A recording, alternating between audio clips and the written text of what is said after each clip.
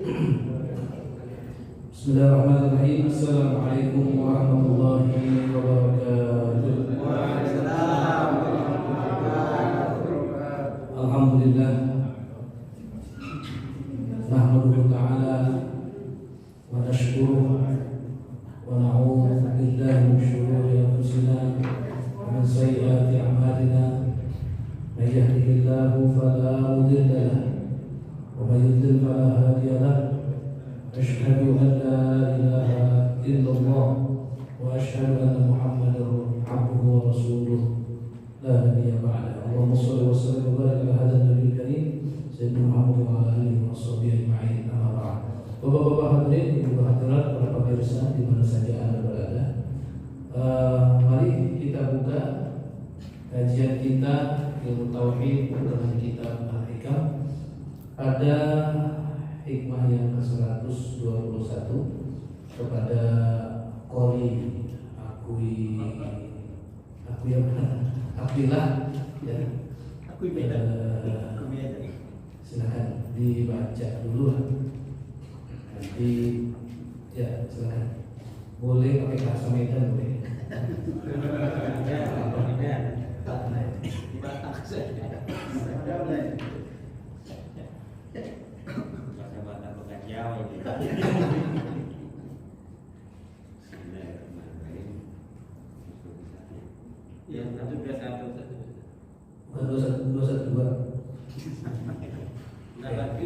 Bukan semua orang yang telah nampak terang keramatannya itu berarti telah sempurna pembersihannya atau dalam kurung dari penyakit-penyakit hawa nafsu atau penyaringannya dalam kurung yakni dalam kalangan atau golongan para wali. Kekeramatan yang diberi Allah kepada para wali tujuannya untuk memperkenalkan dengan kenyataan bukti bahwa kekuasaan Allah tidak tergantung atau terikat kepada sebab dan kebiasaan. Bahkan sebab kebiasaan itu sering menghijab manusia dari kodrat kekuasaan Allah. Sebagai awan yang menutup sinar matahari keesaan Allah, maka yang silau oleh kekeramatan itu terhina, tetapi yang tetap menembus awan itu kepada kekuasaan Allah, sehingga tetap hubungannya tidak terputus. Seorang sahabat, Sahel bin Abdullah, berkata, ada kalanya jika saya wudhu, tiba-tiba air itu mengalir di tangan saya berupa lantakan emas dan perak. Jawab Sahel, apakah engkau tidak mengerti bahwa anak kecil jika menangis dihibur dengan boneka supaya diam? Abu Nasr As-Sarraj berkata, saya bertanya kepada Al-Hasan bin Salim, apakah arti kekeramatan? Sedang mereka telah dimuliakan oleh Allah sehingga sanggup mengabaikan dunia dan meninggalkannya. Sehingga sanggup mengabaikan dunia dan meninggalkannya dengan sukarela. Tetapi bagaimana lalu diberi kemuliaan atau keramat, batu berubah menjadi emas? Apakah artinya itu? Jawabnya, bukankah Allah memberikan karena kotornya, tetapi diberi itu untuk dijadikan hujah menekan bisikan hawa nafsu yang selalu goncang khawatir tidak dapat rezeki, sehingga Allah memperlihatkan yang demikian, sehingga dapat berkata bahwa Tuhan yang dapat merubah batu menjadi emas dapat mendatangkan rezeki dan memberi dari jalan yang tidak disangka. Ishaq bin Ahmad berkata kepada Sahel, nafsuku ini selalu merasa khawatir tidak dapat makan. Maka berkata Sahel, engkau ambil batu itu dan minta kepada Allah supaya dijadikan makan untuk engkau makan. Ishaq bertanya, jika berbuat demikian maka siapa pimpinan atau tauladanku dalam berbuat demikian? Jawab Sa'id, bertauladanlah kepada Nabi Ibrahim ketika berkata, hai Tuhan, tunjukkan, perlihatkan kepadaku bagaimana caranya engkau menghidupkan sesuatu yang telah mati, supaya tentram hatiku atau nafsuku. Sebenarnya aku telah percaya, tetapi nafsu ini tidak puas, kecuali jika engkau telah melihat dengan mata kepala. Sudah. Cukup. Sudah paham alhamdulillah ya. Insya Yang baca kurang paham. yang baca bingung, bacanya mendengar. Itulah tugasnya ngaji itu. Apalagi yang dengerin. Jadi hikmah ini luar biasa penting ya Pak, supaya jangan tertipu. Dan saya tidak mau tertipu sebelum kedatangan gue yang akan datang. Ini bukan tipu daya. Gitu ya. Kok rapi ini? Mantap. Minum dulu. Saya kira mau minum teh.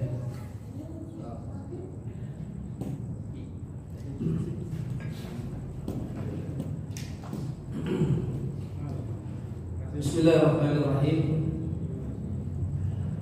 Kita ambil 4 poin. Kalau dibikin poin mungkin jadi mudah ya. Bismillahirrahmanirrahim. Alhamdulillah wassalatu wassalamu ala Rasulillah wa ba'd. Poin pertama. Laisa kullu man thabat takhsisu kamula takhlisu. Itulah 120 C ya, 121.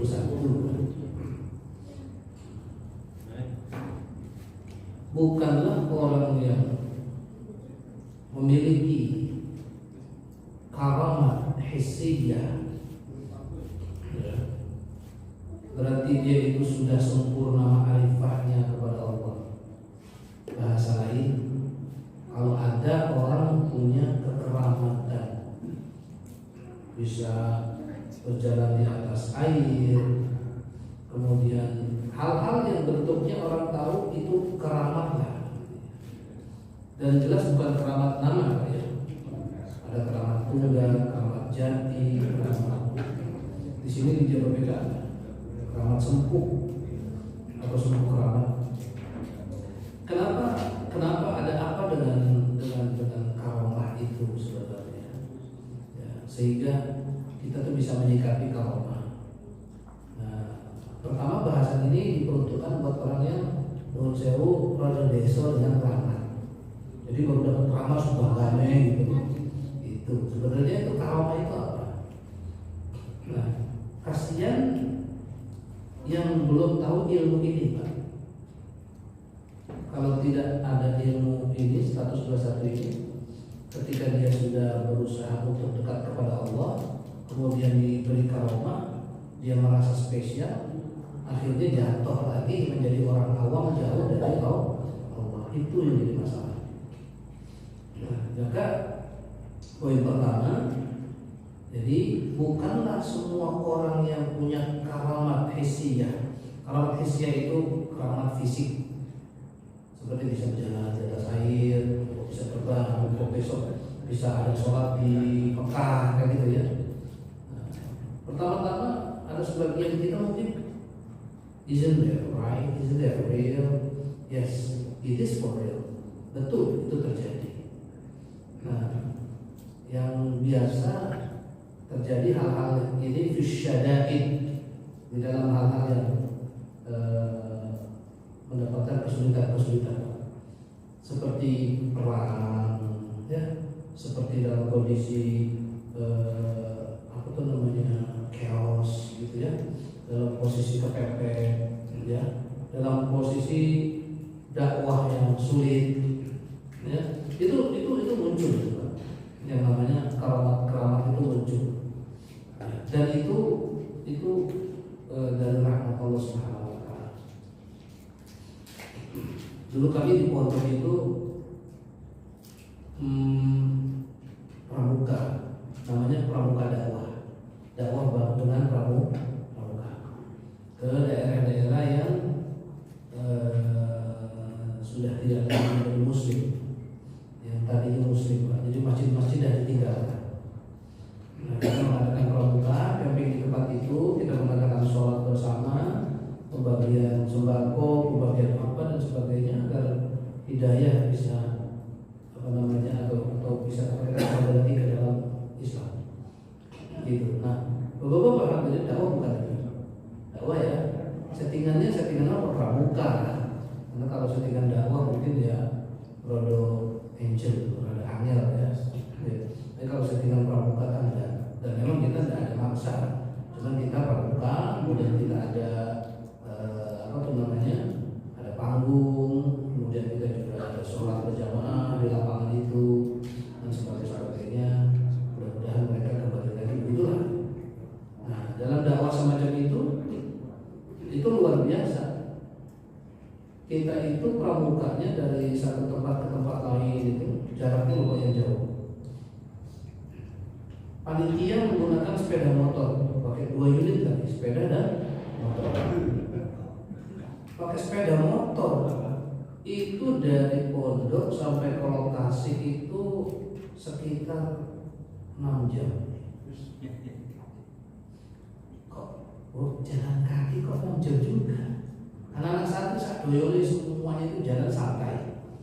Kalau 6 jam itu udah usah lari, bahaya. Santai. Ada bawa kompor, bawa tenda, bawa apa gitu. Si panitia itu bingung, kok bisa ya?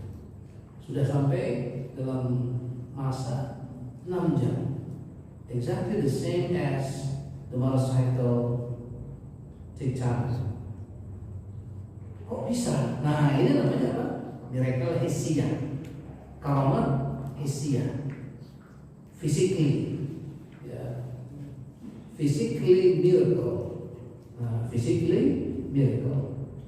Karamah hissiyah. Nah, jadi karamah, mukjizat itu kalau fisyadahid di dalam hal-hal yang kepepet dalam masalah-masalah itu sangat-sangat jelas sekali. Cuma lagi yang mungkin terjadi di Gaza saat ini ya. I don't know if this is for real or not real, but I thought this is. Saya kira betul. Macam mana lah panitia pasukan Amerika itu mereka perang itu dia mengatakan kita tidak berperang dengan manusia, kita berperang dengan ghost. Ya, nah ini macam-macam ini fisyadain di dalam masa kesulitan. Nah, ketika kita dalam masa kesulitan kita berjumpa dengan hal basically miracle atau karamat hissiyah. Kenapa karamat hissiyah, Pak Ustaz? Karena karamat itu ada 2. Ada karamat hissiyah, ada karamat ma'nawiyah. Ma'nawiyah itu secara ma'nawi nanti saya akan sampaikan secara ma'nawinya. Tapi yang kita dengar itu jalan terpotong sebagainya. Ada orang bertanya, Pak Ustaz, apakah macam itu zaman-zaman now bisa terjadi? Sangat bisa. Dari mana dalilnya? Kita memang minta kepada Allah agar jalannya dipercepat, agar jarak dipotong. Coba kita baca dalam suatu doa, Allahumma inna nas'aluka fi safarina hadha al-birra wa taqwa wa min al-amali ma tarda. Allahumma hawwin 'alaina fi safarina hadha. Itu doa Rasul. Allahumma, ya Allah, hawwin, mudahkanlah safarana hadha, perjalanan kami ini, watwi anna bu'dahu, lipatlah jaraknya. Masya Allah. Apa namanya tadi? Lipatlah jaraknya. Watwi lanal arda, lipat bumi buat kami. Watwi anna bu'dah, lipat jaraknya. Ada lagi kita punya pengalaman juga. Ini saya cuma bicara begini, nanti akan terpanggil. Memori itu mungkin terpanggil di bapak-bapak ya. Mungkin hal yang sama terjadi. Lebaran puncak mulu ke Bogor dari dulu, dari kecil, dari tahun 80 asal lebaran kumpul keluarganya di villa di Bogor puncak gitu ya, dari tahun 70 bahkan. Sekali-kali kita ke Banten ya, pantai Carita, mudah-mudahan ada Caritana di situ gitu. Tapi ternyata kita berangkat itu dari Cikarang ini jam habis asar karena ada acara di Cikarang. Nah, all the way to Serang, maghrib time lah kita ke rest area. Kita sholat maghrib, santai-santai lah, makan dulu sambil tunggu waktu isya. Nah, begitu masuk waktu isya, kita sholat isya, lepas itu baru kita melanjutkan lagi perjalanan. Macetnya ya Masya Allah. Sampailah kita di satu tempat. Tak lama kemudian ada sekira 2 jam lah, datanglah ada mobil banyak rombongannya, keluarga lain. Nah, ditanya, Bapak daripada mana? Oh, kita pasar Minggu, Pak. Oh iya, dekat lah ya. Maksudnya pasar Minggu daripada Cikarang masih dekat pasar Minggu ke Serang gitu. Tapi dia orang menjamak sholatnya, maghribnya dijamak kepada isya. Datang sampai di tempat tujuan itu 2 jam lebih lambat daripada kita orang. Padahal dia nggak ada rest area, tak istirahat, tetap dia mengikuti perjalanan dengan macet dan sebagainya. Nah, ini menunjukkan apa? Disitulah yang dinamakan dilipat jarak. Tidak sadar kita sadar ya biasa aja. Nah, things like this, hal-hal semacam ini dinamakan apa? Karamat hissiyah, karamat yang bisa dirasa, ya seperti jarak dan sebagainya. Nah, Bapak-bapak hadirin, ada lagi semacam baca pikiran orang, baca masa depan orang. Itu juga karamat hissiyah. Ya, misalnya tengok lagi, misalnya, oh, kayak gitu. Ya Bapak sabar ya, itu nggak ada kayak gitu. Nah, rata-rata orang dulu begitu semua, hampir semuanya itu biasa. Apalagi kalau ngobrol-ngobrol, banyak ngobrol-ngobrol. Ya ustaz-ustaz sinilah, kalau yang saya kenal kan bapak saya sama bapak Ustaz itu akrab. Ya dulu tuh tidak ada handphone, tapi lebih handphone dari handphone. Ya, tidak ada handphone, tapi lebih handphone dari handphone. Nah begitu. Ayah saya mau ada pengajian, mau ada tamu. Nah, nanti Taufik katanya nanti ya, sekira 1 jam ada tamu, kasih tahu dari saya sedang ada acara. Tamu dari mana? Dari Jawa Tengah. Nggak ada handphone, nggak ada apa-apa. Dulu surat juga kan lama ya. Kilat itu 3 hari Jawa Timur ya. Yang biasa itu surat seminggu. Nah ini baru dapat datang dia. Nah gitu. Itu biasa. Ayah saya mampir keponakan sepupu saya. Belum sampai rumahnya, baru mau pintu gerbang, udah dibukain teriak, silakan, udah ditunggu. Padahal lagi jalan, mampir ke sana, ponakan, pintu udah dibuka. Nah itu hal-hal semacam itu, karamat hissiyah, ya, karamat. Kalau orang-orang dulu tuh biasa. Nah, silakan bapak-bapak mau bertanya lah, kenapa orang dulu bisa sekarang nggak bisa? Ya. Yang jelas kita butuh fasilitas itu, tapi di masa itu kan tak ada, betul tak? Kalau sekarang sudah ada handphone, apalagi pakai repot-repot pakai miracle, betul tak? Nah, jadi dulu itu ada orang mau datang itu pakai telepati, kasihan ya orang datang itu jam sekian. Nah itu dibukakan, udah awas apa itu kelihatan, videonya itu jam sekian, jamnya udah kelihatan. Kemudian baca orang takdirnya, kamu nanti tuanya begini, bakalannya begini, itu udah biasa. Namanya tadi karamat hissiyah. Nah, sudah ya, itu mantap dulu Pak ya, mantap dulu lah. Silakan yang mungkin kurang percaya. Nah, cuman di dalam kenapa some people they don't really discuss so much about this. Kenapa? Karena sahabat pun nggak pernah membangga-banggai dan tidak pernah membahas hal ini. Apakah di kalangan sahabat banyak? Bukan banyak lagi, sawering. Hampir tiap hari itu miracle, Pak. Di zaman sahabat, nggak usah zaman Nabi mukjizat ya. Sahabat itu biasa. Amr bin As, gubernur Mesir, kirim surat ke Khalifah Umar bin Khattab radhiyallahu anhu tentang permasalahan banjir dan meluapnya Sungai Nil. Masih kan? Ya. Apa yang dilakukan oleh Umar bin Khattab? Kirim surat. Siapa yang dikirim surat? Sungai Nil. Wah, assalamualaikum, wahai Sungai Nil, ojo apa? Banjir apa? Ojo luber. Since then, sejak itu sampai sekarang Sungai Nil tidak pernah banjir. Tidak ada ceritanya. Kenapa? Karena sudah dikirim surat oleh Umar bin Khattab. Karaman hissiyah, masya Allah. Kalau Nabi banyak, dan Nabi juga nggak banyak orang bercerita. Yang selalu diceritakan karamat ma'nawiyah. Karamat ma'nawiyah itu bagaimana?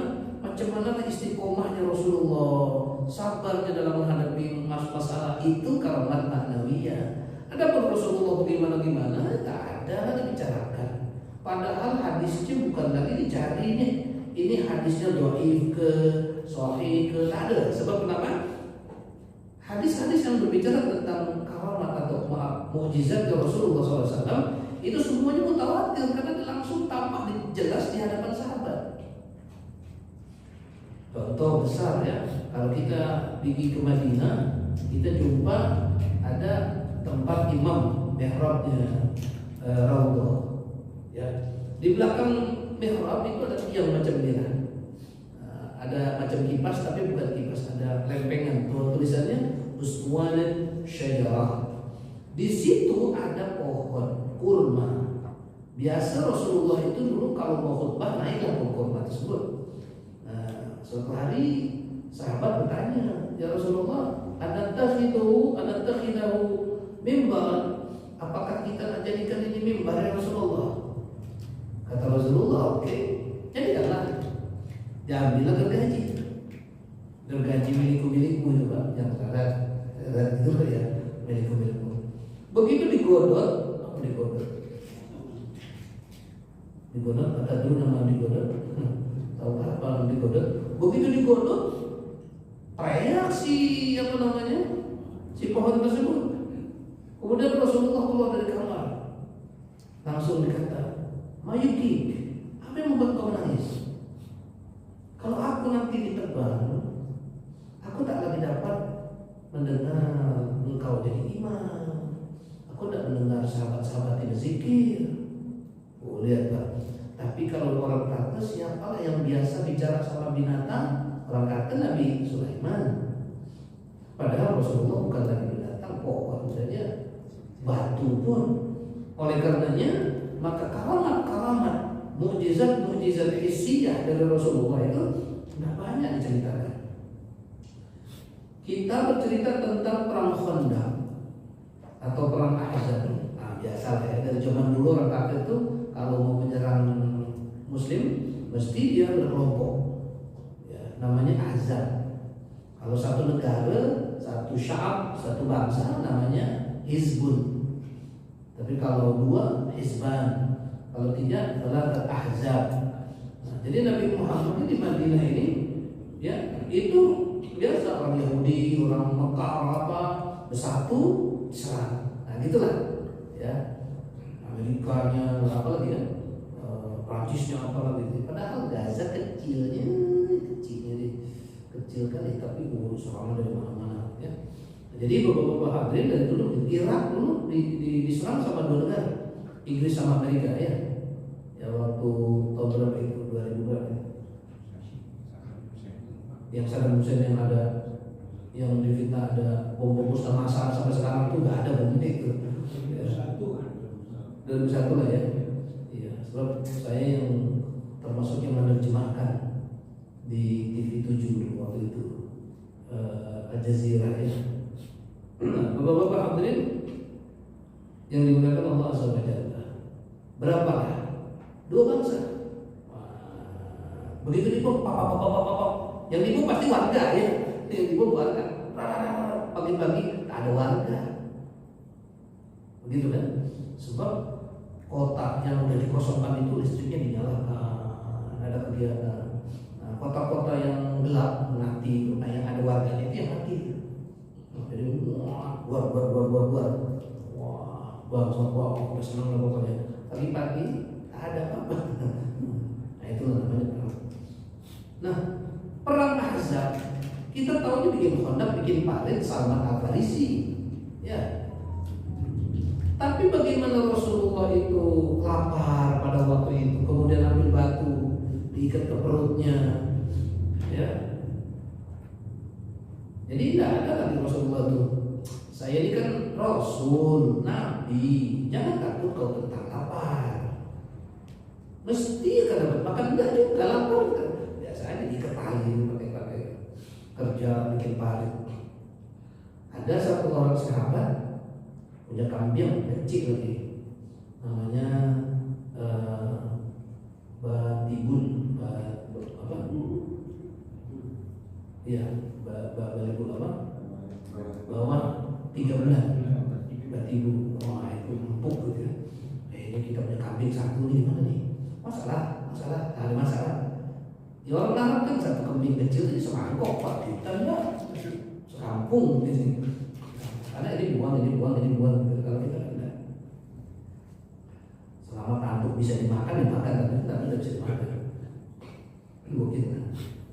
Kemudian memanggil Rasulullah, ya Rasulullah, ini ada makanan, tapi maaf ini hanya untuk engkau saja, karena ini hanya satu porsi untuk 1 orang.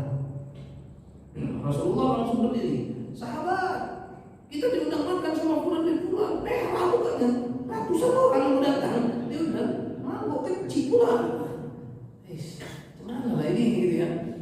Bawa lah ya, yang bawa apa namanya itu rantang, bawa apa gue terbawa antri panjang. Nah itu bingung pula, tapi bingung apa namanya asik. Sebab kenapa Rasulullah kasih tak ada habisnya.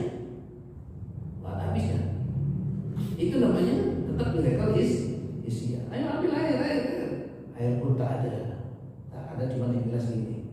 Tangan Rasul ditaruh di airnya, nggak bisa air itu. Sahabat yang lain tengok, keluar dari sini. Tambah senang karena keluar dari di antara jari jemari Rasulullah SAW. Nah itu. Tapi kalau kita buka Sirah Nabawiyah tentang perang Ahzab, hal ini pun tidak dibesar-besarkan. Bahkan ada kalanya Sirah Nabawiyah tidak menyebutkan hal ini, ya kan? Sirah Nabawiyah bagaimana bentuk perangnya, kebesaran Al-Farisi dengan idenya, kemudian bagaimana para panglima ketika dipanggil oleh Rasulullah, bagaimana kita damai saja. Yang kebetulan panglimanya ini semuanya namanya Sa'ad bin Abi Waqqas, Sa'ad bin Ubadah. Semuanya kebetulan pada waktu itu. Nah akhirnya semua panglima mengatakan ya Rasulullah jangan. Nah terus kita perang. Ya sudah kata Rasulullah, inilah demokrasinya Rasulullah ya. Bawahannya banyak 5 orang, Rasulullah punya ide A, tapi 5 ini tidak setuju, Rasulullah mengalah. Kita kan banyak Pak di kantor-kantor itu ya, banyak atasan itu rapat, dia punya ide, tapi ide dia harus dilaksanakan. Nah itu bukan rapat, namanya sosialisasi. Betul tidak? Sering ada nggak? Rapat itu ide bawahan dipikirkan, tapi kalau ide owner itu namanya bukan rapat, sosialisasi ide dia punya itu. Nah Rasulullah itu, nah yang macam-macam itu yang modern itu, nah itu ada Sirah Nabawiyah, tapi bentuk karamat, bagaimana miracle, mukjizatnya Rasulullah SAW di situ tak ada. Padahal hadisnya juga sahih tersebut, tapi tidak terlalu banyak disebutkan di sana.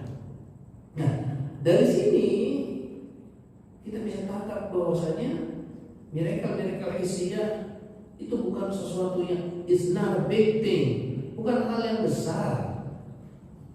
Tapi cuma di kita nih di Indonesia nih, kalau orang punya miracle, wah luar biasa. Padahal orang itu biasa di luar. Ya. Jadi kayaknya tuh kalau udah punya karomah tuh udah wah, ini wali, ini bisa begini ya, dan sebagainya. Nah, alasannya kenapa di negara kita itu kok kalau sudah punya miracle seperti karena negara kita ini, mohon maaf dengan segala hormat, bentuknya adalah zaman, betul zamannya zaman Nabi Muhammad, tapi bangsanya berada pada zaman Nabi Musa. Ya, bangsa Indonesia ketika Islam datang, kondisi bangsanya itu bangsa Nabi Musa, masih percaya dengan majestik, jamak dari mistik apa? Majestik bukan ya. Senang dengan mistik-mistik. Karena kenapa? Zaman dulu tahun 70 itu film-film ya Karena Saudara Bolong, apa namanya apa? Iya, Brahma Kumbara, Mantili itu. Wah, masya Allah itu Mantili. Tapi kenapa Mantili kalah ya? Sama Brahma Kumbara itu. Saya nggak tahu awalnya itu. Mantili kalah atau nggak terakhir? Kalah ya? Aji yang serat jiwa. Wow. Yang pamungkas itu kan? Iya.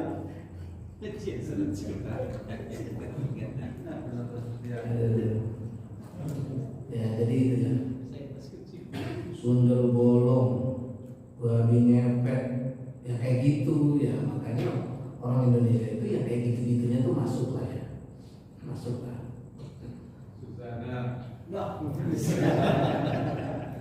Coba sebutkan lagi, nanti saya mau makan dulu ya.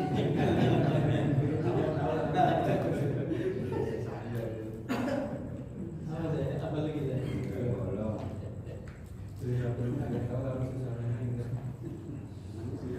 Insya Allah di 121 ini pas tuntas tentang masalah miracle. Silakan Bapak tampung supaya pulang dari sini udah nyaman, nggak ada lagi pertanyaan tentang hal ini.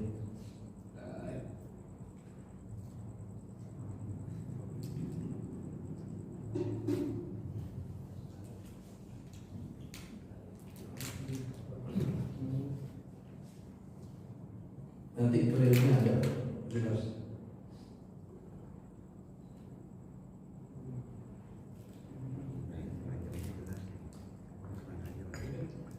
Dah.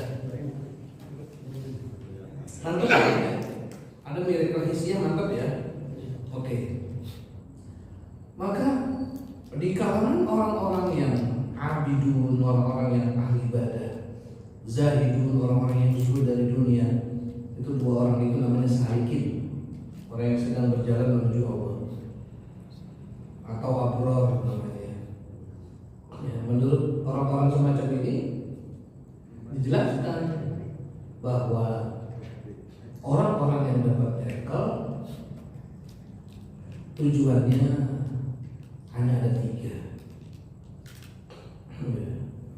Yang pertama, memantapkan hatinya untuk berpikir agamis. Karena agamis ini Pak di atas akal. Harus saya ulangi lagi.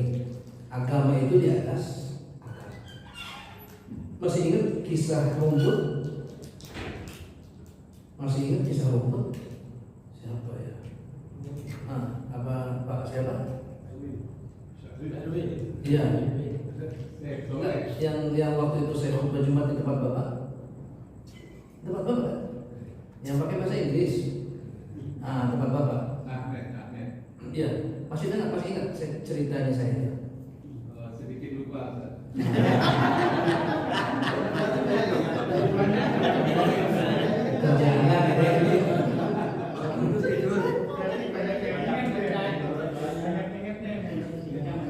Banyak lupa, sedikit lupa. Jadi Sedikit lupa, banyak lupa banget. rumput bisa berbicara satu dengan yang lainnya. Kata para rumput, untuk perbaikan nasib kita, kita bolehlah nanti move to the right, move to the left, in order that we cannot be eaten by the goat. Apa itu? Kita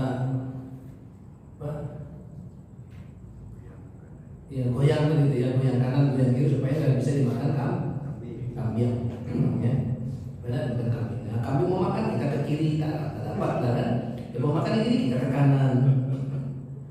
And the whole race pada waktu itu agree with this. Ya, oke. Dengan insting dia punya rasa. Ada putri malu kan, tumbuhan punya rasa. Kalau bicaranya pakai batin, insting bisa pakai batin. Kayak seorang ibu bisa nggak merasakan apa yang dirasakan anak-anaknya. Nah itu insting. Maka rumput yang di ujung lapangan tuh, ketika sudah terinjak dengan kaki kambing, dia langsung mengatakan kepada rumput-rumput yang lain, get ready, ya siap-siap. Begitu the whole goat coming, and all the grass starts moving, move to the right and move to the left, in order not to be eaten by the goat, supaya tidak bisa dimakan oleh si kambing tadi. Dan hal ini bisa dirasakan oleh si kambing tadi. Tapi ketawa kambing tadi itu. Cemana kau nih? Kau tuh punya insting, kami punya panca indera. Kau ke kiri, aku boleh tengok. Kau ke kanan, aku pun boleh tengok. Kau ke kiri, ke kanan, aku nangkap. Tetap kau habis pula waktu itu rumput itu. Akhirnya si rumput itu mengatakan, apalah yang dilakukan oleh kambing ini tak masuk insting. Bukan masuk akal, tak ada akal yang pakai insting. Maka this this thing inspiring the goat to do the same. Ya. Kejadian ini bisa memberikan inspirasi, ilham kepada seluruh kambing untuk melakukan hal yang sama. So all the goat get together and say, why don't we just do the same thing? We spread out when the herder come in. Kalau misalnya tukang kambing pengembala datang, kita berpencar, ya, sehingga kita tak ada lagi dijual, disembelih, tak ada. Every single goat say yes, and start the herd come in, so the goat start to spread out. And at that time, the herder say, wow, the goat kok pada mencar-mencar macam ini. Goat, kamu punya panca indera, aku punya akal. Baliklah si pengembala tadi mengambil golok. Udah cerita ini kan pernah ya? Belum. Oh, belum? Anggaplah belum gitu ya. Dan terus ini cerita buatan saya Pak, kalau ada kesamaan cerita mohon maaf ya.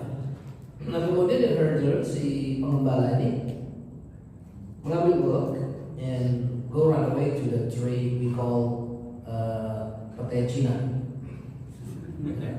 Kambing itu kalau udah menghirup aromanya petai Cina itu wow, sangat sekali ya.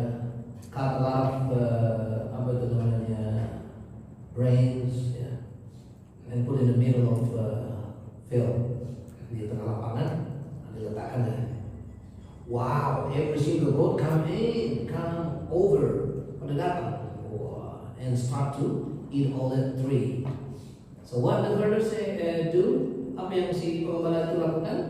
Just pull all the tree, ya, ditarik aja sama dia, masukkan ke kandang, and the whole goat already in the kandang.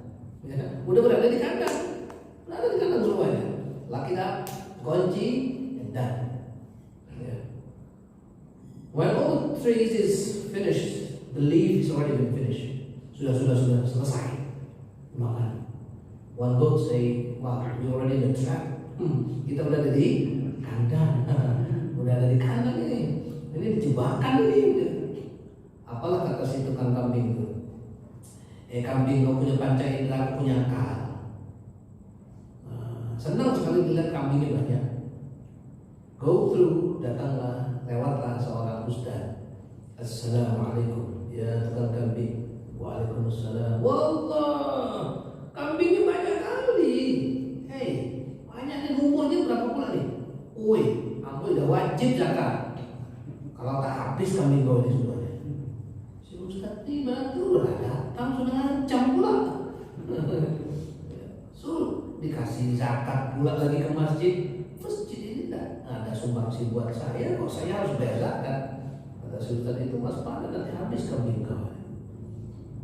Berangkatlah ya masjid, selesai itu pengajian jam 9 biasa lah ya. 9 selesai, early in the morning ada lagi pengajian subuh. Sebelum dia balik waktu duha, si tukang kambing itu melihat kambingnya udah banyak yang mati. Karena kambing yang besar yang tinggi itu namanya OTW, kambing on the way, Ottawa, Garut punya. Kambing yang satu ngomong, apa tuh namanya, bang, abang kan punya kaki tinggi bang, abang lompat saja bisa ini, segini aja lah, kandangnya lompat, kaki kau tinggi. Si Ottawa ini berpikir pula dia. Tidak sampai pikir saya ya. Cerdas pula kau ini kadang-kadang. Wah, akhirnya lompat. Wah, kakinya pas. Senang kali dia. Wow. Ya. Otawa-otawa yang lain sudah siap untuk apa tuh namanya, melewati ya. To jump ya. Untuk lompat gitu. But the head, palanya kena batang set nyangkut. Dia kecil-kecil pada nyelos, bawa nggak bisa ngapa-ngapain, mati. Si tukang kambing pagi-pagi tengok kambingnya, kok banyak yang mati? Dilihat, wah ini kejadiannya ini namanya apa? Self accident. Kejadian apa? Apa? Kecelakaan sendiri. Kecelakaan tunggal barangkali ya. Wah ini kecelakaan tunggal nih. Jadi bukan olahnya si ustaz ini, tak ada ini, ya. Wah, bisa jadi ada ular di lompat, atau kenapa lah bisa begini? Si ustaz lewat. Cemana? Nah bayar zakat kau kena mati. Jawaban si pengembara tadi tidak mati, Ustaz. Berarti kau tidak ada niatan untuk berzakat ya? Itulah. Tapi sedih kali Ustaz, kambing saya banyak yang mati. Sedihlah kau di dunia ini, nanti sedih lagi nanti di akhirat. Neraka pula kau itu gara-gara kambing tidak bayar zakat. Pikirlah si ustaz itu, si tukang kambing itu berkata gini, sungguh agama ini tidak masuk akal. Betul. Tadi tidak masuk panca indera, tidak masuk insting, tidak masuk akal. Sudah. Nah di sinilah bapak-bapak hadirin, kalau kita bicara masalah agama, memang ada kalanya tidak masuk akal, tapi masuk ke dalam golongan iman. Oke. To be specific, supaya lebih spesifik lagi, lebih rinci lagi, saya akan mengatakan, mudah-mudahan ini benar, tapi ini baru analisa saya. Bedanya ikhtiar dengan sa'i itu apa? Kalau kita kerja itu sa'i ikhtiar. Ikhtiar ya. Sa'i itu apa bedanya dengan ikhtiar? Baik, ikhtiar itu menggunakan pengalaman, menggunakan ilmu, menggunakan sandaran-sandaran selain Allah. Benar? Alhamdulillah Ustaz, saya sekarang sudah kerja.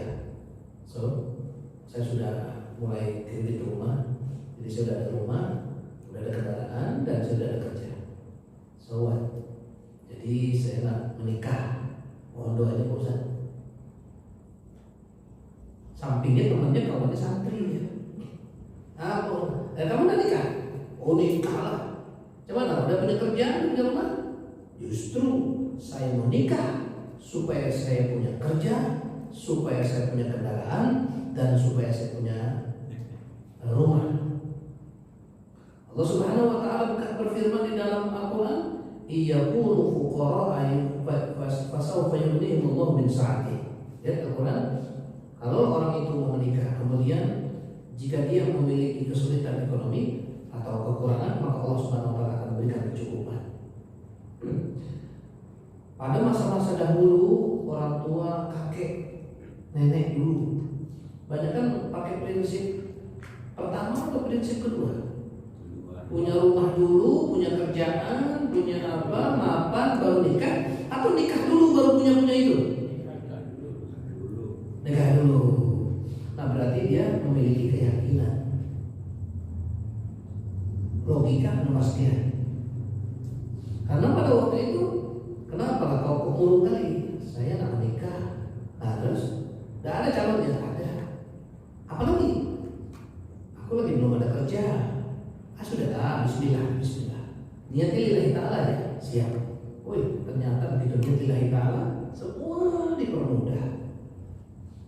Betul? Nah, yang punya rumah dulu, punya kerjaan, itu namanya ikhtiar. Yang nikah dulu namanya sa'i. Lalu ikhtiar itu logika main. Mas, kenapa? Kau punya utang nih, terus saya harus bayar besok pagi. Nah, terus saya mau ikhtiar, ada 3 teman saya, biasanya dia punya uang, dan 3 teman ini biasanya baik-baik ya. Saya mau ikhtiar ke rumah si A, ke rumah si B, ke rumah si C. Jadi di logika ada ya, betul kan? Ikhtiar. Tapi kalau Siti Hajar, jangan pakai Dewantara nanti mana gitu. Siti Hajar, Nabi Ibrahim dah kata, di sini tak ada air, di sini tidak ada kehidupan, di sini tidak ada makanan. Terus, ya sudah, kamu tinggal di sini sama anak kita Ismail, dan saya balik lagi ke Palestina, ke Hebron,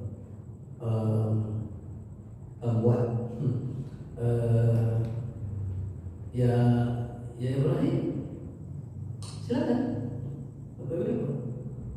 Langsung Siti Hajar mengatakan, Allahu amrana lihada.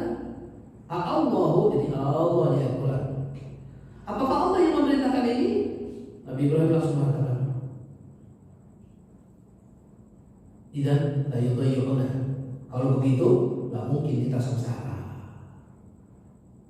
Jadi punya ikhtiar apa punya keyakinan? Berangkatlah ke sofa. Sampai di sofa, tengok ada macam air. Tapi Siti Hajar ini orang Mesir, biasa melihat fata morgana itu biasa. Ini macam air tapi yang udah saya tahu nih fata morgana. Saya cek. Saya lari. Selesai, hilang fata morgana, tak lari lagi. Berangkatlah ke Bukit Marwah. Sampai di Bukit Marwah, ini bukit-bukit yang tertinggi di Mekah itu. Kanan kiri tak ada. Balik lagi lah ke sofa. Namanya recheck. First of all, check. Second, recheck.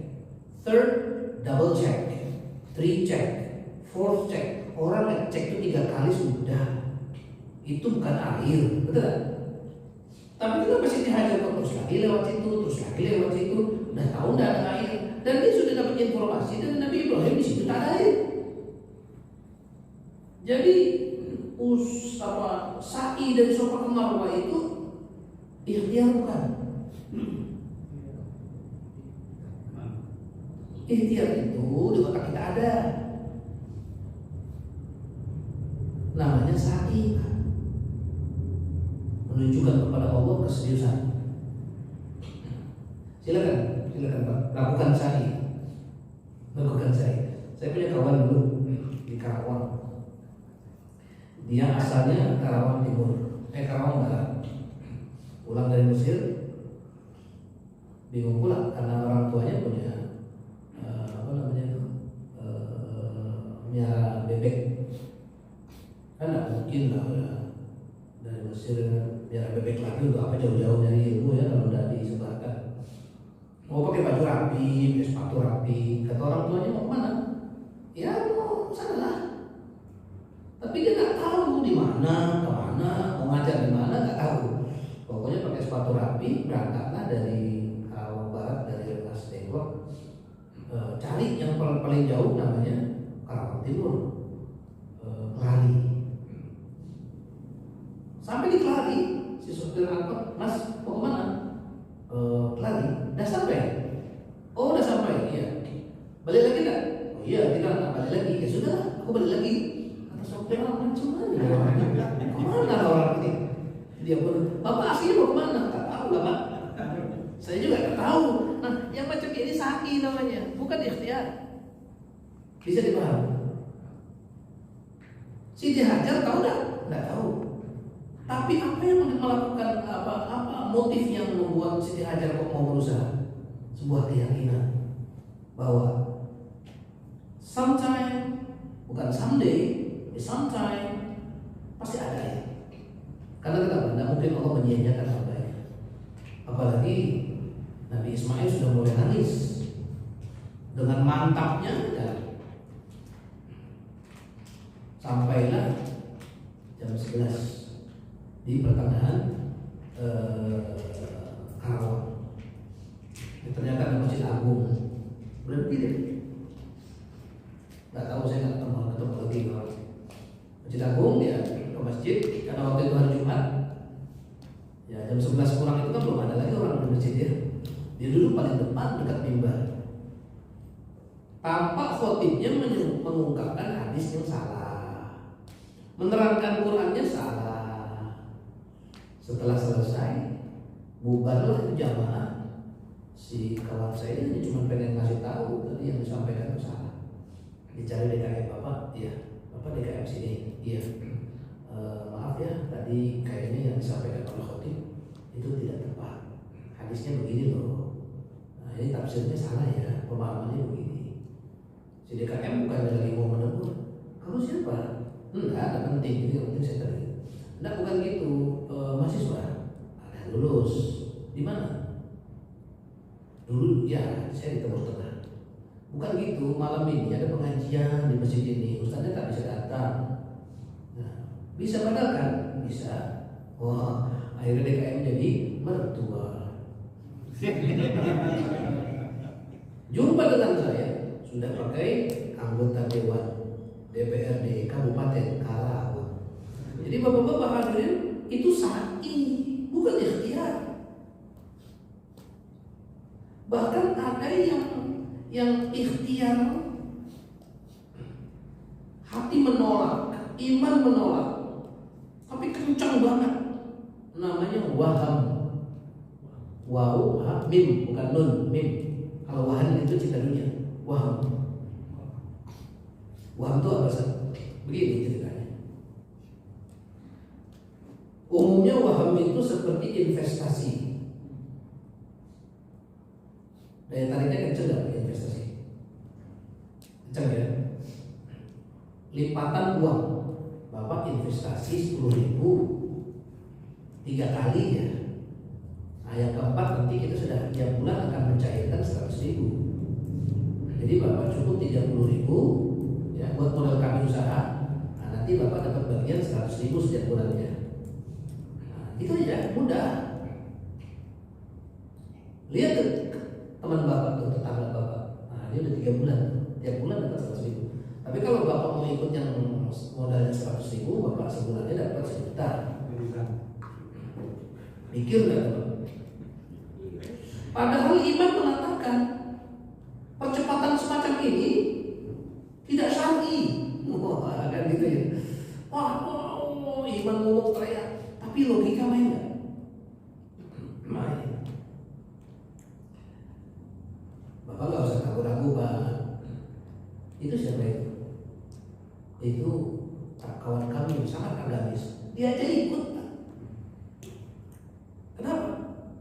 Dia investasi ini untuk membuat pembuatan AC di musola kampung dia. Karena di kampung dia musolanya belum ada AC. Jadi dia ikut yang 100.000. Ya Jadi sejuta nanti langsung ditarik ke AC, di DP dan sebagainya. Wah, bukti ada, ini ada. Oh kami nggak main-main Pak. Bapak mampir aja ke kantor kami. Ada kok ini alamat jelas. Bapak jangan percaya dulu sama kami. Bapak ke kantor dulu, tengok banyak buktinya, selesai. Kami resmi kok. Ada nggak Pak daya biur? Tapi kayaknya nggak masuk akal ya. Tapi, nah wah Pak. Wah. Kalau pikir-pikir itu bentuk ikhtiar bukan? Mirip ya. Tuh Pak. Jadi kalau ikhtiar logika main itu sangat-sangat punya daya tarik yang luar biasa. Tapi kalau sa'i hanya mengandalkan keyakinan. Makanya godaan-godaan syaitan itu buat orang-orang santri itu, kamu di pondok hafalin Quran menjadi apa udah gedenya? Lihat kawan kau STM jelas kerja buka bengkel. Kalau hafalin Quran banyak yang orang hafal Quran itu banyak, pesantren tahfidz banyak. Mau buka lagi, udah kepenuhan. Saya boleh perempuan-perempuan yang terjaga di rumahnya nggak keluar, dia pakai jilbab rapi, dikasih uang. Kamu nih macam nih kapan nikahnya? Buka lagi jilbab, keindahan kau tampak. Orang ada yang mau kalau kau rapi begini, kapan nikahnya? Mestilah ikhtiar, harus ada ikhtiar. Kira-kira kepikiran tuh, coba. Umur udah berapa sekarang? Kapan lagi nikah? Ya syar'i sih. Nah begitu Pak. Namanya godaan syaitan, ya kan? Namanya apa tadi? Wah. Jelas Pak ya? Logika banget nggak ya?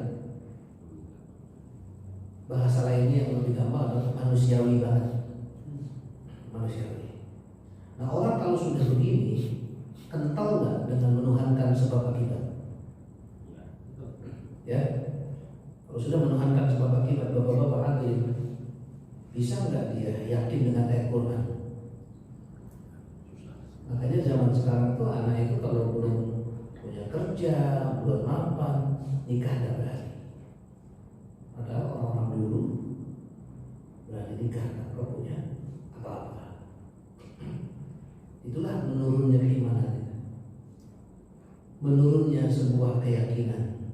Padahal iman itu kan keyakinan. Nah, ketika dia berani tawakal, berani mantap dengan Al-Quran dan hadis, yakin Allah kan mengikuti prasangkaan hamba, benar? Mudah apa tidak mudah untuk yakin dengan Allah itu? Zaman now khususnya anak muda. Wih, angel Pak, angel. Nah, gitu. Semua menggunakan logika dan sebagainya. Nah, maka ada lagi orang yang lagi ibadah, bisikan waham semacam ini. Anak-anak santri yang sedang di pondok dikasih bisikan waham ini, tidak sedikit yang tergoda. Kau tuh santri, kau harus belajar juga tentang urusan dunia. Sebab kalau kau nanti jadi ustaz, kau tak lagi tunggu uang dari orang, donasi tak lagi tunggu. Kau sudah mandiri. Ya. Kalau orang pegawai negeri sakit nggak sakit, bulanan ada. Kalau kau ustaz susah pula nanti zaman itu. Itu pun kalau ada yang mau haji, kalau tidak ada. Iya juga ya. Iya banget. Putus. Tadinya hafalannya bagus, bahasa Arabnya bagus, keluar. Pondok cukup sampai SMP, dilanjut ke STM. Habis semua hafalan Qurannya. Akhlaknya habis semua. Yang kayak gitu nggak sedikit. Betul tidak? Dan ironically yang sangat ironis, bukan anaknya Pak, orang tuanya yang mengeluarkan. Dan bahkan ada niatan, insya Allah Ustaz, sini 3 tahun aja, Misalnya anak saya mau STM biar tahu dunia, astagfirullah. Niatnya aja kayaknya benci kali mau jadi ustaz itu ya. Sedih kali kita jadi ustaz itu, kayaknya merana gitu ya. Padahal mereka ini pemerintah. Jadi begitu kan. Nah, jadi keyakinan terhadap janji-janji Allah itu, gitu tipis. Terlebih lagi ada waham itu kan sebenarnya suatu keraguan aja. Saking banyaknya waham, banyak yang kursus bahasa Inggris, tapi kenapa tidak kursus fikih ibadah? Kenapa nggak kursus tahsin, tajwid? Ya, baca Quran pun bisa, khusus bahasa Inggris.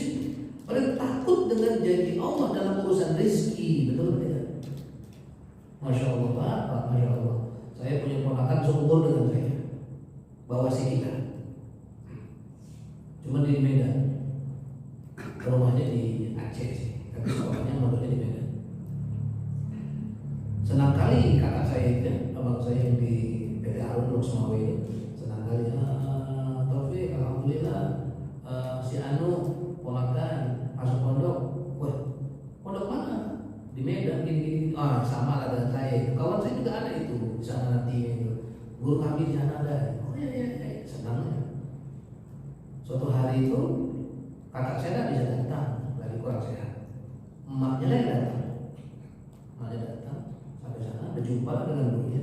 Tak bagaimana saya? Weh, anak ibu itu masya Allah, hafidnya bagus, bahasa Arabnya luar biasa. Dia ranking di kelas. Ya, nahu sorof main, semuanya main. Anak saya nanti jadi insinyur atau jadi apa?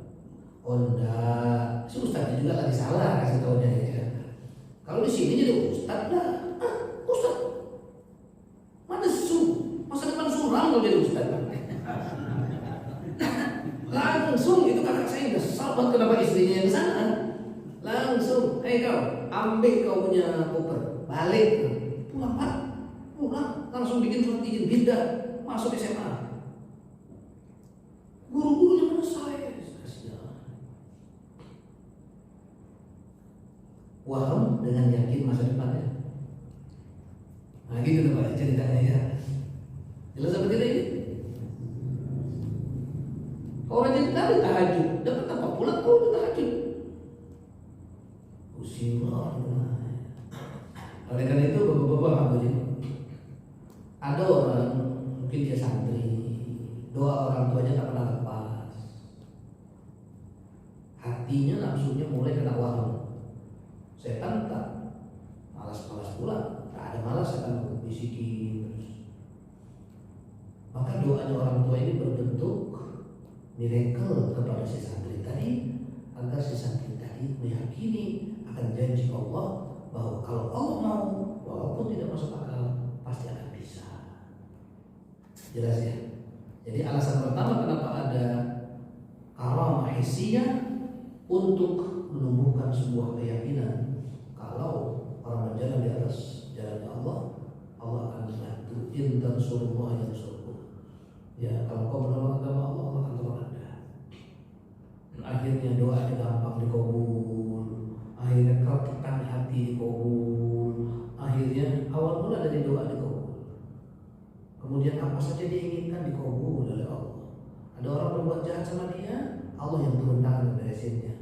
Mantap gak dia akhirnya di pondok? Itulah karamah diberikan buat orang-orang pemula di dalam usaha mendekatkan dirinya kepada Allah supaya dia tetap bisa istiqomah. Kenapa diberi? Karena dia belum bisa istiqomah. Maka kalau kita suatu hari kok dapat miracle, maka ketahuilah kita masih anak-anak di dalam ibadah.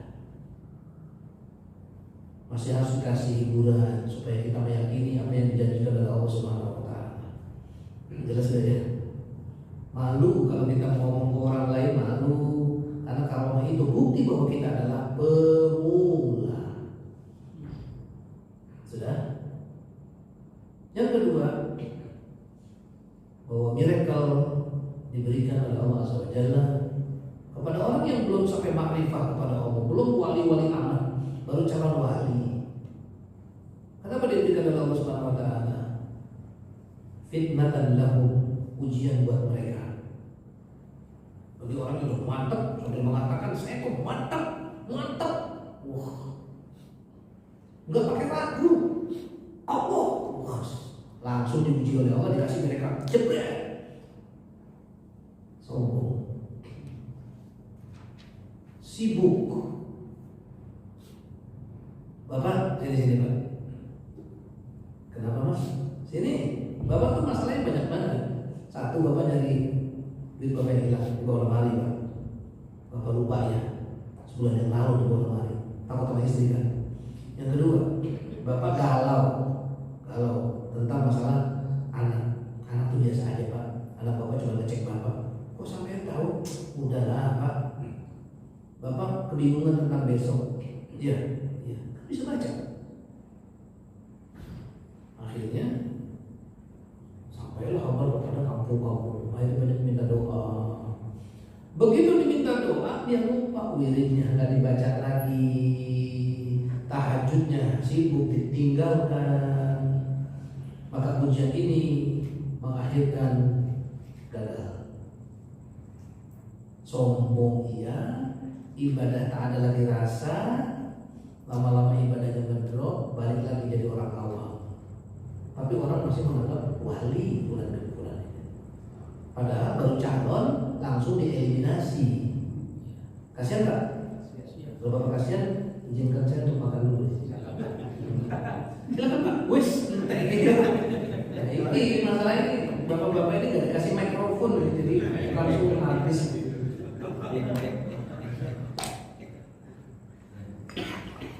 Sudah ya Pak ya? Ini sudah tiga ya. Alasan kenapa Allah memberikan miracle to someone.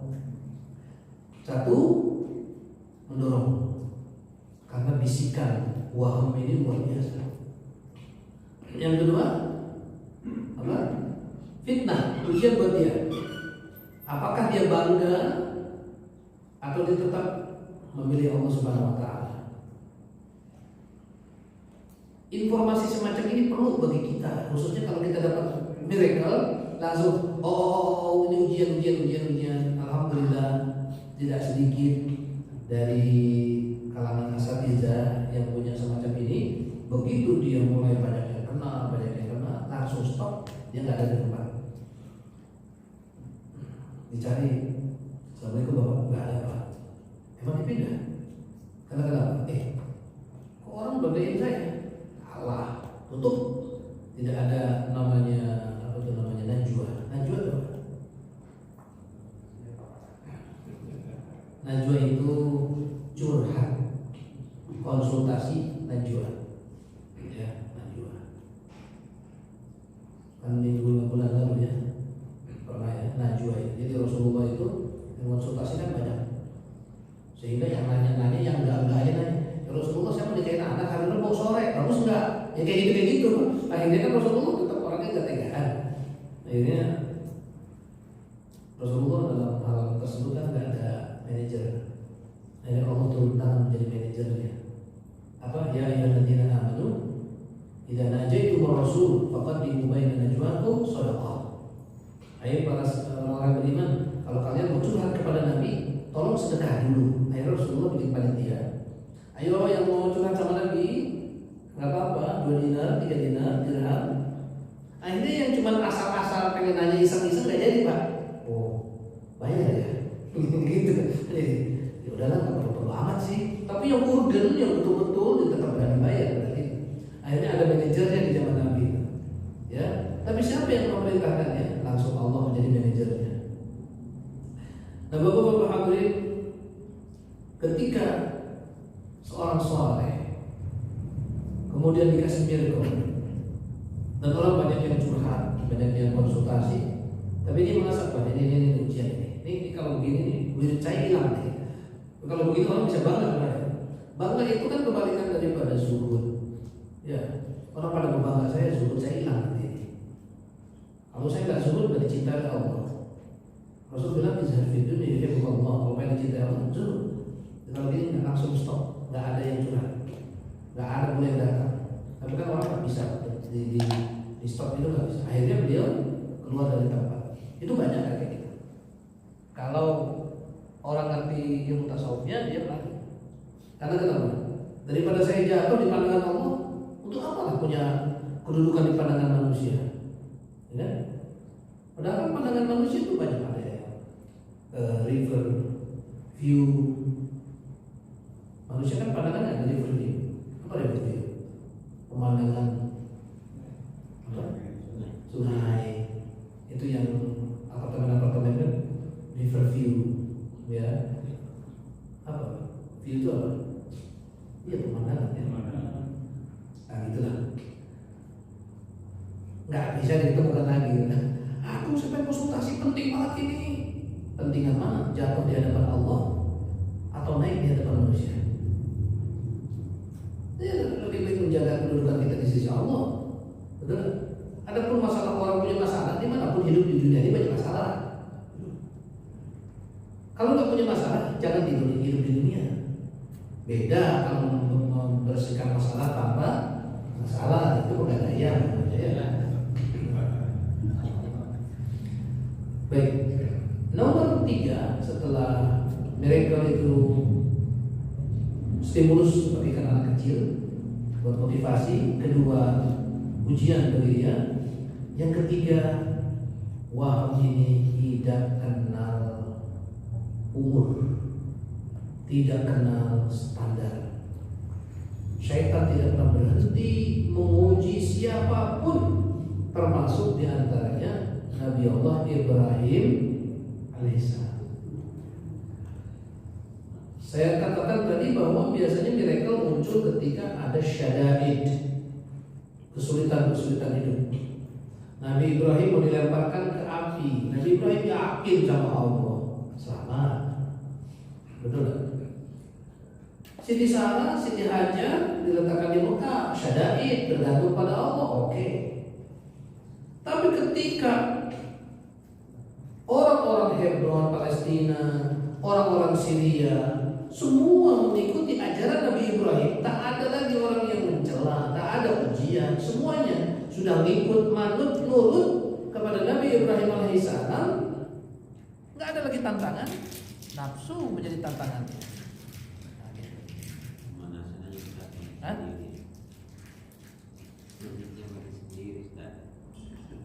Begitulah ceritanya. Kemudian ada kalanya awal-awal nikah itu semangat, insya Allah, gitu ya. Yang pusing itu orang tua. Orang tua yang baru nikahin anaknya itu resah dan gelisah. Ya Allah nak, kamu baru lulus kuliah. Ya Allah, udahlah mama jangan bingung. Aku udah punya kontrakan kok. Kasihan banget tuh ya, gajinya masih kecil. Padahal orang tuanya lebih parah dari dia sebenarnya. Ya. Tapi orang tua itu kayak macam risau kali dengan anaknya. Ya. Begitulah kondisi orang tua kepada santri. Ya Allah, kasihan banget kamu di pondok. Padahal di pondok bahagia. Gitu ya. Kayak kita, ya Allah kasihan banget di Palestina biasa aja. Jadi bapak-bapak hadirin, syada'id dalam masalah menghadapi kesulitan dalam hidup itu, khususnya kalau anak mau nikah, bagaimana rasanya orang tua. Kamu nanti bikin rumah bagaimana ini, itu kan waham semua itu. Padahal semua sudah dijanjikan oleh Allah Subhanahu wa Ta'ala. Ada orang datang ke Cikarang dan kul, nggak bawa apa-apa, baju juga enggak. Hidup bahkan bisa punya karyawan banyak, bisa aja kalau Allah memang berkehendak. Nah, kembali lagi, maka ternyata syaitan tidak pernah berhenti, apalagi ketika orang itu sudah mulai memiliki kelapangan. Orang tua jadi sedih sama anaknya karena orang tua sudah mapan. Betul tak? Maka banyak sekali orang tua yang mapan dan super mapan masukin anak ke pondok, enggak tega. Anaknya gemetar, orang tuanya enggak tega. Coba kalau orang tuanya biasa-biasa saja, ya masuk pondok biasa aja. Susah yang di pondok, susah di rumah. Senang jadi pondok. Makan di mana? Kan di rumah makan kadang-kadang, masakin kadang-kadang kagak, orang sibuk. Kalau di sini mau melimpah, masih banyak. Yang nggak ada lauk apa-apa, yang penting bisa makan nasi, kenyang kita. Teman banyak, masya Allah. Terus kalau ada yang bully gimana? Itu sih biasa. Justru yang saya takut kalau saya nanti gede, saya jangan sampai saya bully. Kalau orang kayak gitu kan bisa aja Pak ya. Tapi kalau orang tua biasa hidupnya enak, ya mewah, merek cawan maksudnya. Ya. Kemana-mana pakai Alfa, masukin pondok, sedang nggak boleh nyeker, mengajarkan kesederhanaan, nggak tega, susah. Ya. Padahal bisa jadi orang tuanya tadi itu yang punya Alfa, dulunya bisa jadi pemulung. Betul. Tapi setelah dia sudah mulai berubah, nah masalah keimanan pun demikian Pak. Keimanan pun. Kalau nabi-nabi itu ketika dalam ujian perang apa, kalau Nabi Muhammad kan enggak. Begitu masalah selesai, hampir selesai masalah, Rasulullah wafat. Rasulullah belum pernah menikmati hasil perjuangan. Sebab begitu Mekah terbuka, Madinah terancam. Madinah terancam, Mekah belum terbuka. Mekah terbuka tak ada lagi ancaman. Betul tak? Begitu tidak ada ancaman, Rasulullah melakukan haji. Setelah haji, beliau wafat. Nabi Ibrahim tidak. Raja Namrud entah kemana. Ya, Raja apa? Yang Namrud ya bukan ya, yang melemparkan beliau ke api, tidak ada urusan. Ya. Dulu zamannya presiden titik alam saya itu wah, pokoknya Islam ini dihina, wah, mereka banyak Pak. Presidennya sadar, presidennya pergi haji, Islam dimuliakan, nggak bisa ceramah lagi dia udah ceramah. Nggak punya semangat saya katanya. Emang kenapa? Udah kagak ada musuhnya udah sadar. Susah. Ada pengaruhnya ternyata. Ya. LB-nya udah diturunin. Ya. Sekarang saya malah punya masalah. Loh apa? Bingung saya. Bingung kenapa? Pengen nambah, jadi juga nambah. Punya 3 cabang sekarang. Sekarang masalah saya itu cuma di bini doang. Ya Allah. Jadi kadang-kadang begitu masalah apa? Ya. Bukan lagi cracker, tapi kondisi hawa nafsu bisa bermain. Ketika lagi sulit, ekonomi susah, ya Allah tuh enak banget gitu.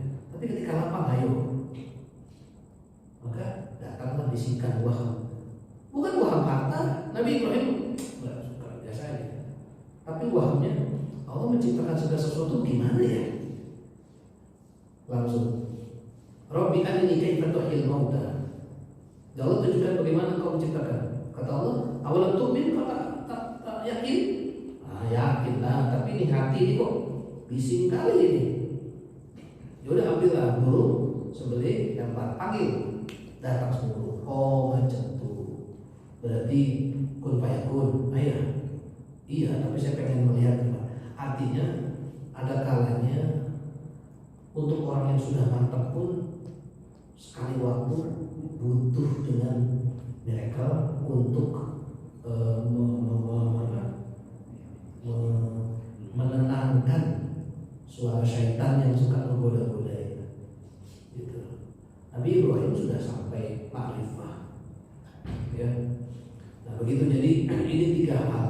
Cuma Nabi Ibrahim kan sekali aja, habis itu udah selesai, nggak ada lagi. Sekian puluh tahun tidak ada mereka, ada bisikan, langsung ditebas oleh Allah Subhanahu Wa Taala dengan satu mereka selesai. Tapi kalau orang macam kita ini, kira-kira kalau dikasih mereka hisiah tadi gimana Pak?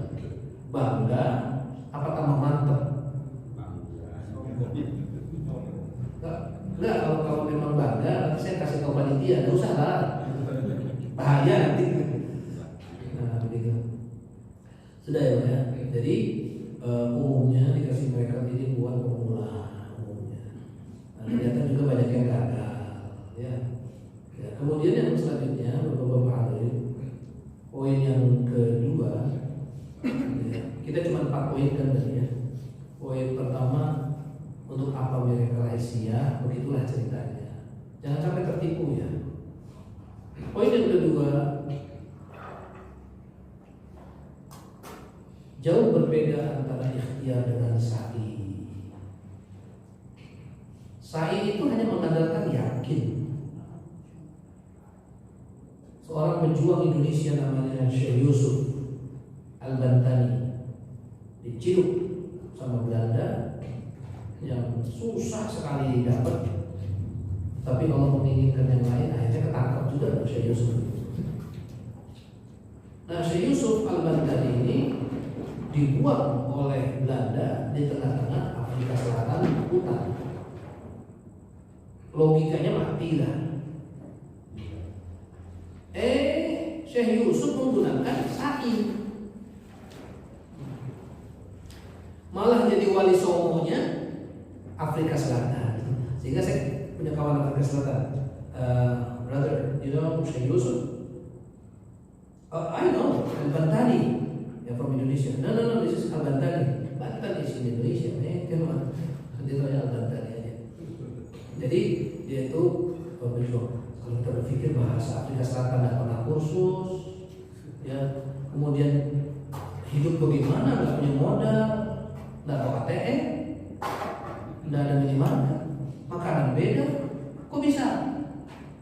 Dengan yang namanya sa'i bisa. Pakai ikhtiar, nggak ada Pak jalan untuk ikhtiar, ada nggak? Kali begitu, oh Afrika Selatan, teman saya di sini ada si Ahmad, saya mau saluda, kan kagak ada itu Syekh Yusuf Al-Bantani datang ke sana, tapi malah menjadi dai di sana. Nah ini menggunakan sa'i, bukan ikhtiar, otak nggak main, apalagi wahyu, nggak ada. Jadi beda antara sa'i dengan ikhtiar. Nah, ada orang yang Ustaz, saya mau di PHK, mati dah. Tetangga lu tuh 3 tahun udah di PHK, udah mati. Iya juga ya. Iya.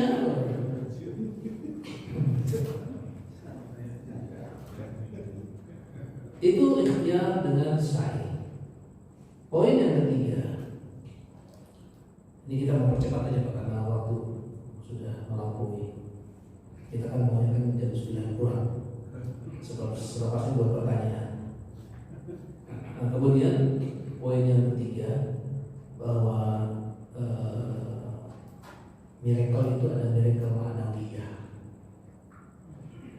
Miracle ma'nawi itu diberi oleh Allah Subhanahu wa taala yang namanya istiqomah. Itu tetap istiqomah lillahi ta'ala, itu tetap bisa ibadah. Ya, nah ini dinamakan dengan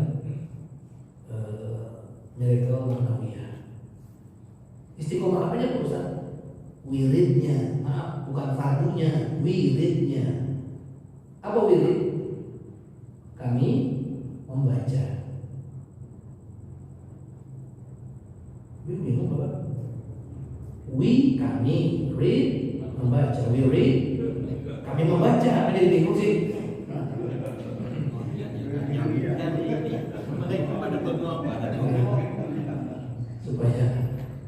supaya bisa konsentrasi. Baik.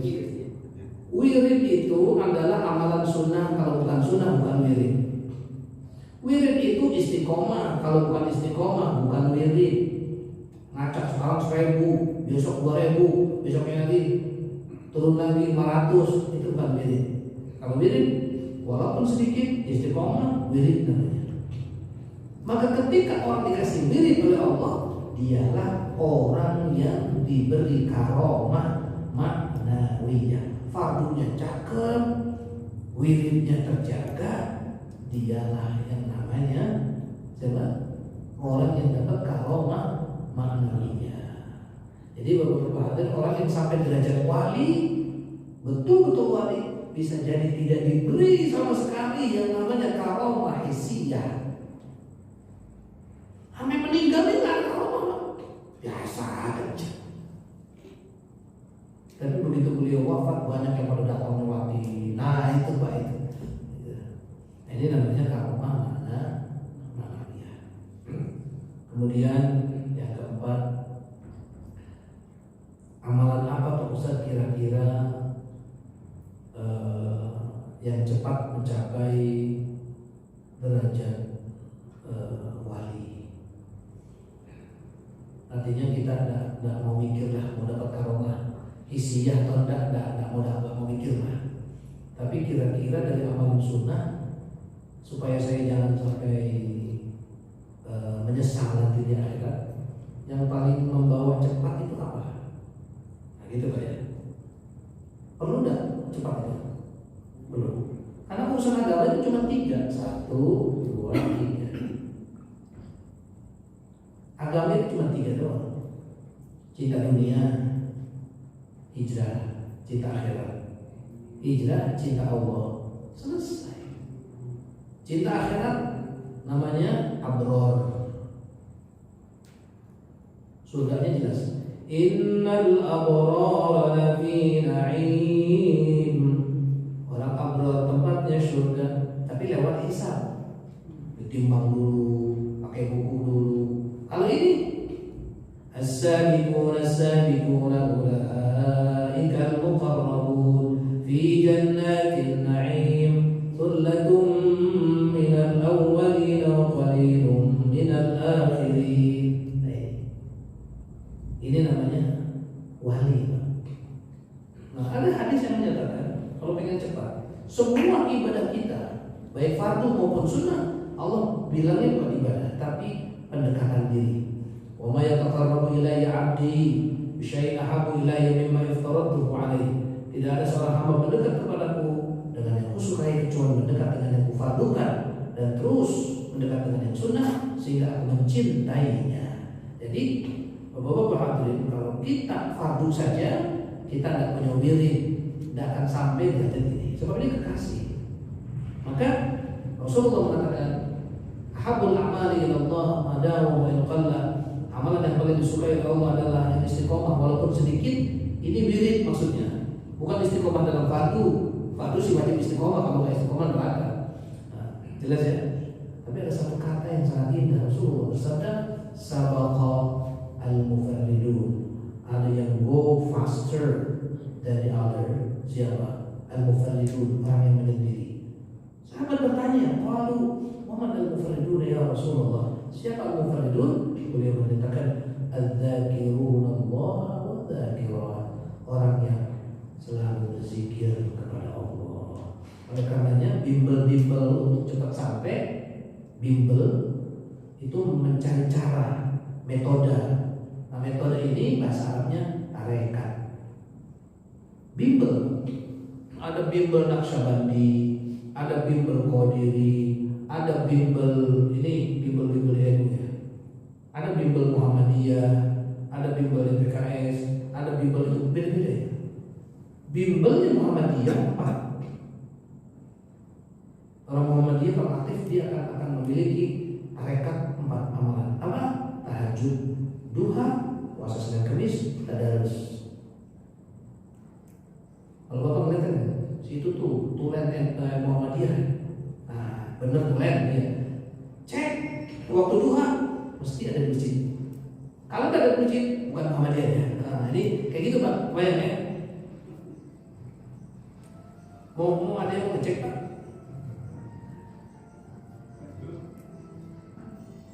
Belum selesai lagunya gitu. Mau ngecek? Kalau Bapak berjumpa ada orang yang tulen Muhammadiyah, Bapak cek aja. Kalau hari Senin dia nggak puasa, nggak tulen.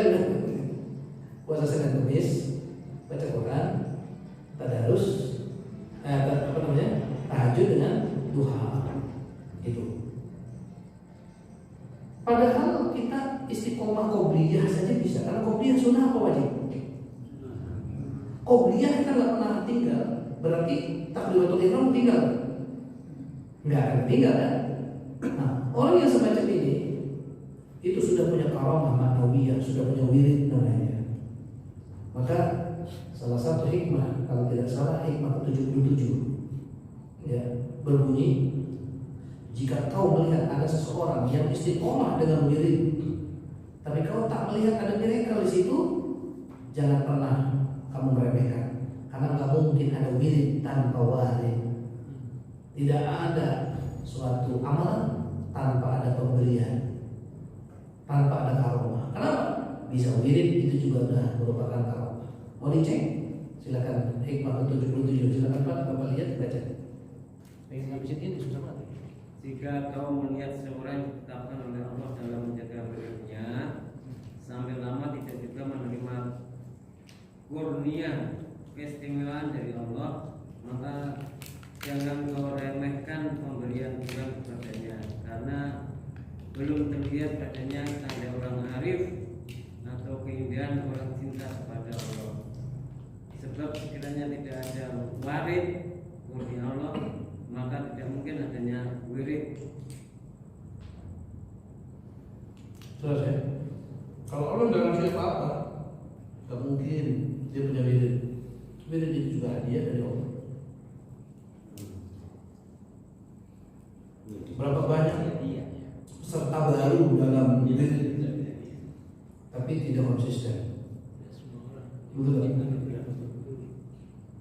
How many people they register and start to make wirid, but cannot consistent for 2-3 years. One day one juice tidak langsung setahun selesai. Bukan wirid sampai akhir hayat kita. Maka kalau ada orang kok 30 tahun punya wirid, tapi tak tampak miracle-nya, yang kita tengok mie ayam lagi. Kalau tukang mie ayam miracle-nya nggak ada. Jangan meremehkan. Karena tidak ada yang namanya wirid kecuali hasil dari warid. Selamat bagi bapak-bapak yang sudah punya wirid, monggo bergabunglah. Bagi yang belum punya wirid, kita mulai dari tahun 2023. Rasulullah menyatakan, walaupun sedikit, cari yang paling mudah, yang kira-kira kita bisa ambil, lakukan, istiqomah. Maka itu sudah maksudnya kategorinya wirid. Dan kalau Allah memberi dalam waktu yang lama, jangan sombong. Ingat, itu miracle juga. Sama, itu miracle juga. Bisa wirid pun miracle, Pak. Jaga. Ingat, wah, pemain sama apa nih? Pemain Tuhan nih sama, bro. Sehat, bro. Ya. Udah lama Tuhan. Wah, ya ada lah 10 tahun. Agak jauh, udah 13 tahun. Enak kan dia dua ya? Enak. Udah bilangin saudara-saudara supaya dua, kata dia mau dua. Kan gurih banget itu dia makanya. Ya untung kita diberi ya. Ya udah mulai bangga. Aduh, jangan bangga Pak dengan Banglen. Ya. Jadi apalagi Ramadan, pemain itikaf kan orangnya jalan lagi. Ketemu lagi, itikaf lagi. Di mana kita coba? Di situ aja udah, yang biasa. Kenapa emang? Takjilnya enak. Nah, ya. Sahurnya lumayan, iya. Udah jangan mana-mana lagi. Nah, tapi ngambek dia, nggak boleh. Ada yang berasa nih. Nah ini miracle Pak. Yang berasa langsung, ya Allah, lagi kok diomongin sih, gitu, langsung mati ya. Jadi begitulah Pak cerita tentang miracle. Ya, aturan mainnya seperti itu. Dan miracle not only focus on miracle hissiyah, tetapi mengembang, develop into the more important thing as karamah ma'nawiyah, yaitu istiqomah dalam menjaga wiridnya. Mudah-mudahan Allah Subhanahu wa taala berikan kepada kita wirid yang bisa istiqomah sampai akhir hayat kita, sehingga kita masuk ke dalam golongan orang yang pencinta Allah dan dicintai Allah Subhanahu wa taala. Al-Fatihah. Alhamdulillah.